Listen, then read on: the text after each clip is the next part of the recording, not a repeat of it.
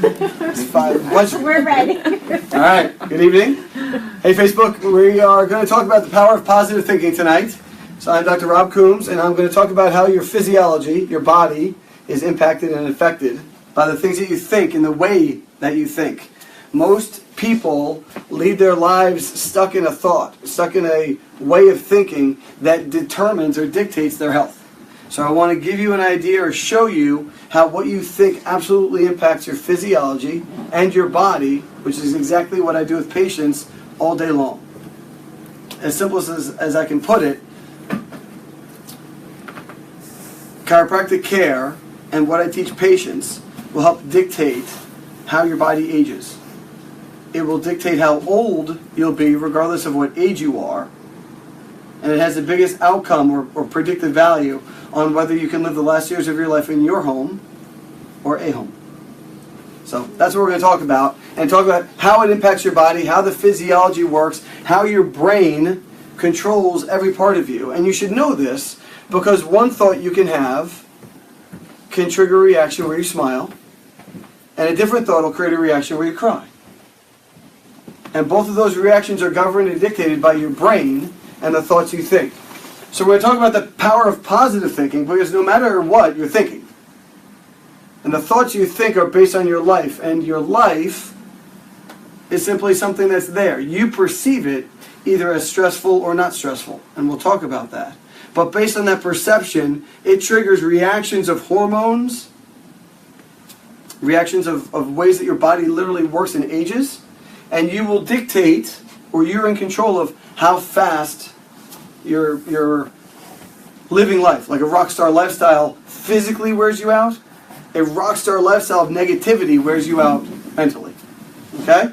So, power of positive thinking. I wish this picture was as clear as it is on my computer because it's a little girl excitedly chasing bubbles in a field.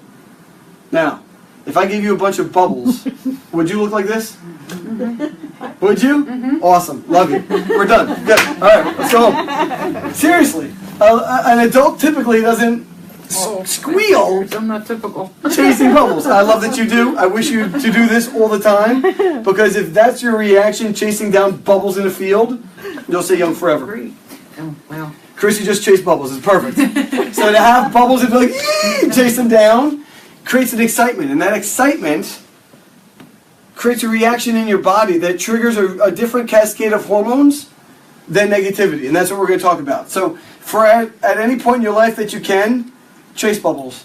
Be that little girl. Be that part of you that gets excited for things. Because when something makes you excited, your body is completely different than when it's not. There's some bubbles. Nice. Nice. Good effect. Picture there's a commercial on TV with a little boy going to Disney. And he's like, I'm so excited. Okay? When you're excited about something, you can't fall asleep because that energy disrupts the pattern in your brain that's required for you to fall asleep and get into REM. So live your life in an excited state. Thoreau said, happiness is like a butterfly. The more you chase it, the more it will elude you. But if you turn your attention to other things, it will come and sit softly on your shoulder. So most people live their life wishing they had something that they don't have. Okay, most people they say, if I had the money, then I could do these things and I would be happy. So if they do things that would make them happy. And what I would tell you is, do the things that make you happy. Because then you'll do things that will allow you to have the success in life. So reverse the way that you approach things in life. Reverse the way that you approach problems. Because most people get stuck in stinking thinking. And stinking thinking sucks the life out of you. Okay? Literally makes you old. So make sure that you change the way you think because your mindset absolutely matters. Okay? So how do you change your mindset? What do you do so that if you ever get stuck in that rut, what are things you do to get out of that rut? What do you do? Work out. What? Work out. Work out. Okay, so you work out. You're off camera. You can call out these answers. It's okay. So you work out. Good. You exercise. Right there. Good answer. Right there. Number one. Perfect. What else do you do? I eat, but the wrong things. You eat, but the wrong thing. So eating right gives your body what you need. Someone off camera is giving me one of these. Yeah, we might even drink.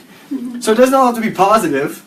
There's plenty of negative out there that's great. You can, chocolate. It's famous for a reason. So eating things creates a chemical reaction. That chemical reaction absolutely changes your brain. Movement, your brain's a battery. So movement literally recharges it. That energy that it gets is going to change your mindset. You can rest. That'll reset your mindset. Picture you have a toddler. Yeah. There's a reason we have naps. Sorry, kids. That's why you put a kid down, because it changes the mindset. Picture for a minute how amazing your brain is. This is what, as a chiropractor, I get to work with every single day. Your brain is a battery. Now picture your cell phone. When your cell phone is used and the battery's dying, you have to stop using it and plug it in. But your brain works both ways. When you're tired, if you stand up and move around, it wakes you up. So you can recharge your brain by moving, or if you fall asleep and rest, you wake up and you're rejuvenated. So imagine if you could use your cell phone, that if the battery's running dead, you start to use it and it recharges, or you can plug it in. That's how amazing you're built. That's how amazingly your body is constructed, that your brain works better either by using it or by resting it. So make sure you're doing one of the two, because sitting stagnant still, especially in video games like this, does nothing to charge your brain. You've got to be physically moving or resting. One of the two. Okay? So both of those are absolutely critical. And then connecting with friends. Yeah. Okay? And family. Connecting with people you care about is critical, because that drives emotions in your body, and that special place in your heart that drives those emotions, that produces the chemicals that's required to make your body healthy and young. I read this quote last week. It's one of my favorite quotes, so I'm going to throw it up there again. But it's about being 5. And I think 5 is like the favorite, best age, because it's quintessential happiness at 5. When I was 5 years old, my mom always told me that happiness was a key to life. When I went to school, they asked me what I wanted to be when I grew up. I told them happy. They told me I didn't understand the assignment. And I told them they didn't understand life. Okay? So being happy is a critical thing. What do you want to be when you grow up? I really hope you say happy. Because most people miss that. Most people are so busy focusing and worrying about something else that they miss happiness. And all the money in the world doesn't buy you happiness. Having all this stuff, people think makes them happy, but you've got to find in here what's unique for you, what makes you happy. As a parent, I would encourage you to focus on the things that make your child happy, because they will make your child happy throughout life. The value, the expense of the toy will change, but fundamentally we're the same person throughout life. The things that we do that get us in trouble, we did when we were 5, and we do now. Mm-hmm. And the things that you find happiness with, the things that just you resonate with, you did them as a child. So to be able to find those things in your life will generate happiness throughout your life. And the more that you can figure out how to get paid for something that makes you happy, that's genuine success. So just try and figure that out. Okay? So in life, find your happy place. Find happiness. I like these little images because there's lots of positivity in here. There's lots of things you can pull out. There's joy, there's laughter, there's smile, abundance. There's lots of positive words. And I'll simply tell you, you have the option of who you surround yourself with. You can surround yourself with negativity, and it's going to weight you down like a weight at your tail. Or you can surround yourself with positivity, and it will be a wind at your sail. So you have to figure out who you're trying to be with, because no matter what you surround yourself with, it has an impact on you. Mm-hmm. And you decide how that impact affects you. There's stress in life. Stress is the key to life. And most people don't pay attention to their stresses. And the biggest thing I'll tell you is you have to figure out what stresses you out. Because things don't create stress. Life doesn't create stress. The environment doesn't create stress. Your inability to survive, thrive, or function in that environment dictates stress. The Arctic would stress us out, especially just like this. Polar bears are quite happy. So the environment isn't going to dictate stress. Your ability to cope will. So it's not an external thing, it's how you process it on the inside. Okay? Stress hits your brain. It rattles around in a special part called your hypothalamus. And that's your perception center. Your hypothalamus is the part of your brain that's going to realize whether you're freaking out or not, in whatever situation. Certain people can drive 200 miles per hour, and we call them race car drivers, and the rest of us freak out. Okay? I've been there. I've driven race cars at 200 miles per hour. It's amazing, but a little bit freaky in your brain in terms of what happens. But life itself is not stressful. It's your perception of it that matters. So I want to empower you to change, challenge, or address your perception. Because there may be someone in your life, something in your life that you can't impact or change. That person in work that comes to your cubicle and steals time from your day all day long and robs you of the opportunity to go home early at night and you just want to get rid of them and you have to smile and have them be there. Or that person that's just not a nice coworker. Whatever it might be. There's situations in everyone's life that are different. And I just want to help you see that you decide how that stress rattles you. Because it's just a perception issue. And if you don't allow it to get under the surface of the skin, it doesn't faze you. It doesn't have an impact. And I'm going to go back to what that does in your brain, but I want you to see that triggers everything in terms of how your body ages and what organs begin to break down.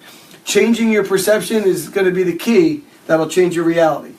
So looking at this, when you perceive you're driving too fast, when you perceive something, just devastating in your life, that creates a hormone that causes another part of your brain, your pituitary, to react. The pituitary is your mission control center. I don't know if you've seen the movie Inside Out, but the console is your pituitary. Mm-hmm. The screen's hypothalamus, they're looking at it, and when they see something they don't like, they hit a button. The button's the pituitary, and the button causes a reaction that tells parts of your body how to react. Your adrenals, the adrenals secrete chemicals in your body that cause things to stimulate, to move faster. Heartbeat goes faster. The arteries start to constrict. Your pupils dilate. The blood in your abdomen shuts off. The blood goes to your arms and your legs. Your immune system literally shuts down, stops working, so that you can, in a moment of panic, flee, get away, and survive. If you live in that state long enough, the suppressed immune system is going to make you sick. And we live our life thinking that germs make us sick. Germs don't make you sick. Your vulnerability to a germ is what makes you sick. If germs made you sick, doctors' offices would always be closed. So there are germs out there that are horrendous and terrible. But most people get the flu, especially during flu season, because their defenses are weakened, not because they caught something floating around. I'll say it again, because it usually hits people square up that their doctor tells them something different. People get sick because of flu season. The flu doesn't go anywhere in the off season. Doesn't have a summer home. You laugh because you know it's true. The flu doesn't have a summer home, which means it's always here in the summer, but we don't get sick in the summer. So it can't be because of the flu. It's because our body's defenses are weakened and our bodies get more stressed, and that's what lowers your defense, which makes you vulnerable to getting sick. When you're stressed out, your immune system is suppressed. Makes you more vulnerable to get sick. Your digestive system is suppressed because your body doesn't want to digest food when you're running from a tiger and wants to get away from the tiger. So just know that the way that your body really works is all based on these chemicals, and if you perceive it as stressful, it's going to mess you up. And living in a stressed state is rock star. And that rock star lifestyle fast forwards you. And it'll make you older despite what age you are on a calendar. So just know that your adrenals secrete chemicals. They secrete adrenaline, which speeds you up, and it secretes cortisol, which is your hormone that is a stress response, but that's going to disrupt your sleep. So you're not going to sleep very well at night. You might wake up in the middle of the night. And the one recommendation I tell everybody is, if there's a thought that wakes you up in the middle of the night, get up out of bed and do something about it. Even if it's just writing something down on a piece of paper, do something about it. Because in the middle of the night, you're in REM sleep. Your body's healing. Your body's addressing your immune system. It's fixing your cardiovascular system. It's fixing digestion. It's doing really important stuff. That's why you sleep. And it prioritized the problem over fixing all of that. It prioritized that problem over healing and woke you up. So get up and do something. If you write something down, your brain will acknowledge that it's now on a piece of paper so you can relax and go back to bed. Things that you write down in the middle of the night rarely need to be edited. The authors from Chicken Soup for the Soul are quoted as that's half the time they wrote the book. They'd wake up in the middle of the night and write. So just know that your brain works in really amazing ways, and just respect it. If there's a stressful thought in your life, if there's something that's rattling you at night, address it. Do something about it. Even if it's something small, begin to address it because it's literally eating you alive. and it's causing this to freak out, trigger this. This is secreting hormones that are waking you up. Cortisol is what wakes you up in the morning. It's highest at sunrise, but your body's producing it in the middle of the night to get you to be alert and aware. Because when you hear that noise in the middle of the night, you hear that, and you wake up. You don't wake up like this, huh? You wake up like this because of these hormones. So just know that's how your body works, and most of us live stuck in a stress state. So we're constantly feeling that alert, aware hormone, and that hormone drives your body and puts you into an elevated, exaggerated state that when you go to see your doctor, they're like, oh, you have high blood pressure. We got to put you on a drug. Wow, your heartbeat's really, really high. Your body's showing signs of high cholesterol. It's addressing all these issues, when in fact those are just symptoms. You don't really need to address symptoms. You need to address the cause. And the analogy to that is if you had a rock in your shoe, you don't want a paint pill. You want to get the rock out.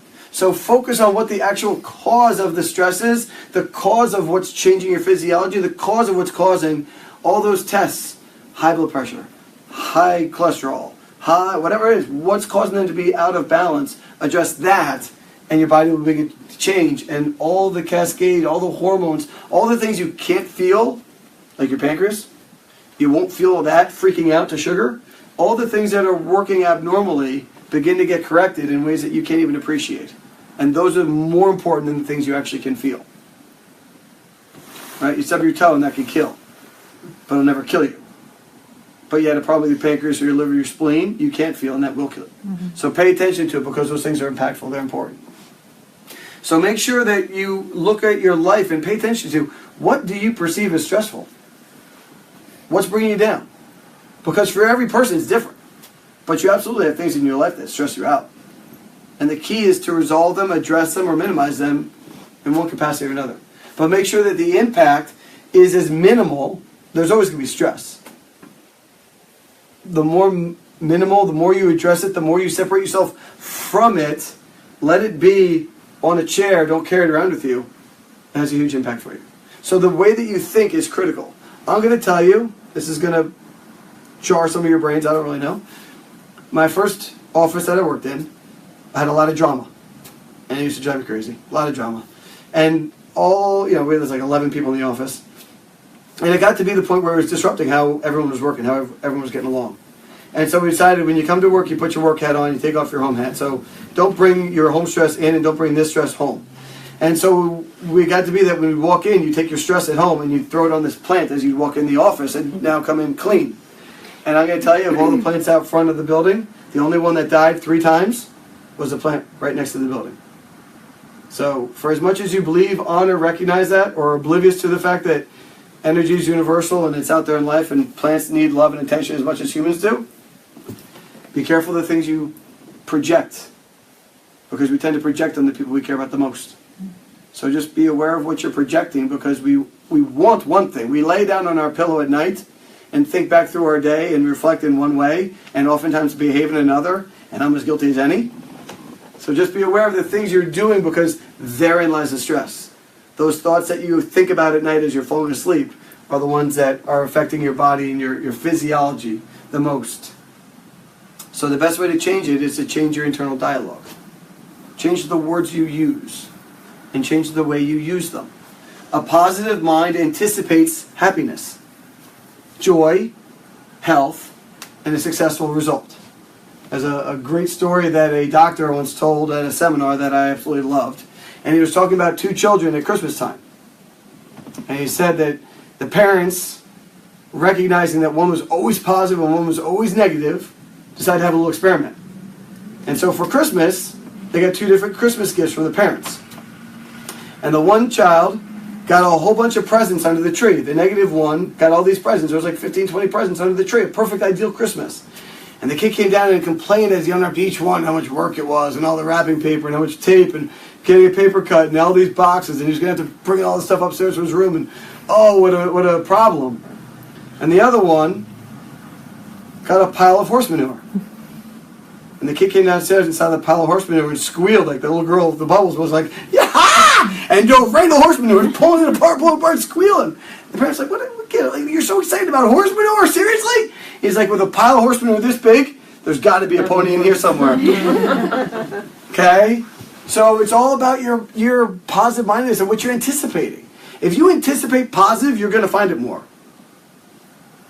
Just think. I mean, the greatest experiment I can give for you is to try this at home. Try it right now.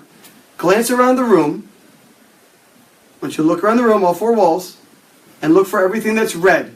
You have 3 seconds. 2, 1. Close your eyes. Close your eyes and tell me what's green. The wall. The wall. Good. We got one thing. In your brain, you're suddenly thinking, I didn't look for green. I was looking for red. Yeah. So I just want in your mind to know what you're thinking about, you see more of. And the more you see, you ever start to buy a car and you're looking at a car and suddenly you drive by like 7 of them, you're like, oh my God, they're everywhere. Yeah. What you perceive and what you put your mind to, you'll see in your life more abundantly. So stop stinking thinking and start looking at the positive, because if you see more positive, you create a better opportunity. If the cup is either half full or half empty, let it be half full. Doesn't matter. Let it be half full, because that difference creates a change in the physiology in your body. If it's a 50-50 between frowning and smiling, I'd rather smile lines than frown lines. So smile. It'll make people wonder what you're up to. Okay? Smile a little bit more, as it helps to think positively. You can't think a positive thought and frown. You can't think a negative thought and smile. Doesn't work. You can fake it, but it's not genuine. You can't really do it. Okay? Visualizing only favorable and beneficial situations changes what your hypothalamus is paying attention to.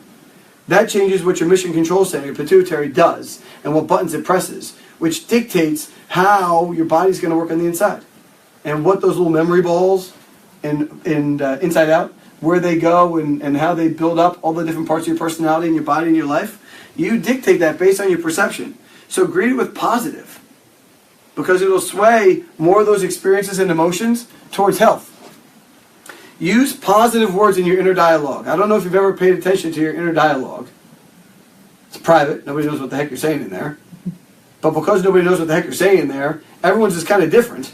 So just know you can have a more positive experience in there. Whatever's rattling around, you can throw some positivity in there, and it'll be a lot different. Okay, so add positive words to your inner dialogue. Most times, we see the negative. Most times we focus on the negative. They say when a man looks in the mirror, they see all their best parts. And when a woman looks in the mirror, they see their worst parts. Flip it. Find your positive. I would tell you, figure out what you want to do. Chunk up your time and figure out this summer or this year, what do you want to accomplish? What do you want to be? What would make you happy? Who do you want to be? And write it on a piece of paper. And put a date on there, because without a date, it's just an idea, but put a date on there. And post that in your bathroom. Pick a goal, pick something you want to do, pick something that will make you feel fulfilled, happy, and successful. Write it on a piece of paper and put it in your mirror. So every morning when you walk in the bathroom and you're brushing your teeth, you see that goal, you see that idea, and it brings you back towards it. Because the more you work towards that goal, the more you'll get somewhere you really want to be. And inside, at the end of the day, the end of the month, the end of the summer, you'll be in a place of happiness. And the problem is our day-to-day decisions lead us somewhere else, which is why we have an idea of being over there when we're over here. So if working out is really hard to do and you want to do it to get in shape for the beach, then start doing it now. So by the time that comes around, you're a lot happier, even though getting up at 5 a.m. is really hard. Some people do it almost every day. Good job, Kim. All right? And once a negative thought enters your mind, be aware of it. Stop that train of thought. Be like, whoa! Get off the train, let it go, and get onto another more productive thought. Don't let that thought bring you down and kill you like it did the bush. Because whether you believe you can or you believe you can't, either way you're right. If you don't think you can do something, you're going to undermine yourself and it'll kill it before it ever gets going. If you think you can't jump off that diving board, you don't stand a chance. But if there's a thought that you can, then there's a chance that you will. And the more you give your body, your life, your organs a chance, the more they're going to thrive and function at a lot higher, healthier potential. So the one thing I would leave you with, something that I work with, that I I talk about it in my head and I say almost literally every day, and I try and teach my children, is to have an affirmation. And an affirmation is simply a positive thought. It's a positive statement of what you want to do. And the more that you can resonate with an affirmation, the more real it is. If it's weird and awkward to say, it's not true and it's not going to help you. But the minute you believe it, belief is everything. You can wake up. I mean, your mind doesn't know the difference between truth and like reality and something that's made up. You can be laying in bed, asleep, in a pool of sweat with your mind racing, your heart racing, and yet you're laying totally still. But at no time when you're awake can you make your physiology do that. But your brain can perceive it in a dream and shift your entire physiology to a state of panic, to a state of adrenaline, to a state of rush, that you think you're being chased, and suddenly you wake up, you're like, oh, and you're dripping wet and you're sweating. But you're laying totally still. So your brain has the power to change your entire physiology instantly. You have to get into state. So in your state, you've got to believe what you're saying, because if you don't believe it, it's not worth your time. But if you can believe a thought, and you can put that out there, and you can resonate with it, it has the power to change who you are on the inside. It has the power to cause healing. It has the power to cause change and generate momentum in your life to take you where you want to be. So I'm going to ask you to write an affirmation for yourself. I'll give you mine, but I want you to write an affirmation for yourself, because it has to be based on who you are and what you want. You can't do mine. You can try it. If you like mine, you can do it. God bless you. It's not really mine. But I want you to take it and do something with it, or do something better by creating your own. So this is one that I've seen, heard, and used for years. I love this one because it generates that positive momentum in me when I say it and when I hear it. But it's just starting off. It's the same doctor that tells the pony joke. Okay, is where this comes from. But it comes from the fact that today is a great day, and I have an opportunity. Think about that opportunity. You don't have to do something. You are given the gift of an opportunity to create tremendous change. It's not just doing something. It's creating tremendous change to inspire, to laugh, to love, and to be loved. And if that doesn't give you the goosebump little kind of a feeling, then you got to write something different. Because that should give you goosebumps here, and a little bit right here, and down to just right there. It's weird where goosebumps come up. I just want you to focus on that a little bit. Because sometimes you get them across the chest, sometimes down the arms, but it should resonate. And when you resonate, it changes your state. And when your state changes, your physiology changes, and you should get goosebumps.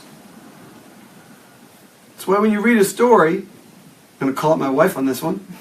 We were driving on a road trip, and she's reading the story. I don't know if you guys saw this. If not, go Google it, because it's going to make you cry. She read the story about the basketball player that now plays for the University of Vermont, who was in a really tragic car accident and suffered a brain-damaging injury that took a student in high school that was amazing, played on the top summer teams, and went to, I believe it's the University of Indiana, to play basketball. You got to be pretty amazing to do that. And got into an accident and lost the ability to play basketball. Now, may have details of that story messed up, but he's at Vermont now. I don't know if Vermont had an amazing rehab program or how that happened that he got there. But he went and he's working out and he's trying to get better and he's trying to work on balance and being able to walk and get his skills back, and he's doing layups. And when he was doing layups at practice one time, his entire team just stopped and watched him do layups. And they all started clapping for him. These are guys that dunked, hit three-pointers, do hard drills. He was doing layups. And they all stopped to start, just to clap, to recognize how great he's doing and what a motivator that is.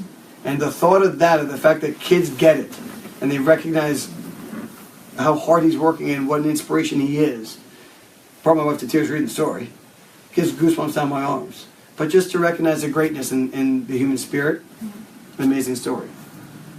So find something that triggers your insides to be different. Find something that turns you over and makes your body alive. Literally, that energy that you feel, that energy is life. That energy is what courses through your nerve system. That energy is what I use to adjust you. That's what changes. An adjustment is about cracking. It's about releasing that energy. Because what dictates life and death is that energy. And the absence of that energy is death. So to have that energy and have more of it means you're more alive. That's what adjustments do. That's what affirmations do. That's what life is all about. So just approach your day and think about having an opportunity to create change. You have the opportunity to do anything you want tomorrow. Use it for good. Create change. Inspire somebody. Take time to laugh. Find something to laugh about. I love tickling my kids because hearing that laughter just resonates. It's awesome. Love and be loved. Absolutely critical in life. Change your physiology every time. And find time to be 5. Find time to chase bubbles in a field. Find time to do the thing that makes you feel like that. Because that positive thinking makes you young and keeps you young. You know a 50-year-old who's 70 and a 70-year-old who's 50.